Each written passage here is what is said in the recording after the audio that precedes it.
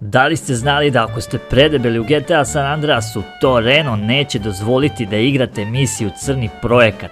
Nevjerovatno, ali istinito. Pogledajte i uvjerite se i sami u to. Pazite sada ovo iseravanje po CJ-u, brate.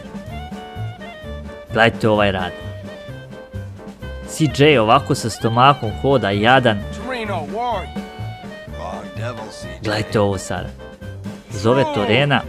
Ova je poslo truta. Ne da ti da misiju odigraš, brate.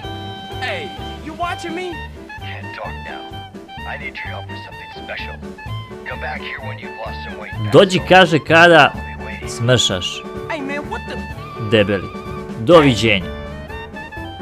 Ispišao se po čovjeku. Nisam, kaže CJ, tako debeo, prijatelju, ti si završio karijeru, nema misije za tebe dok ne smršaš. Ništa, idem u teretanu, a vi ostavite like.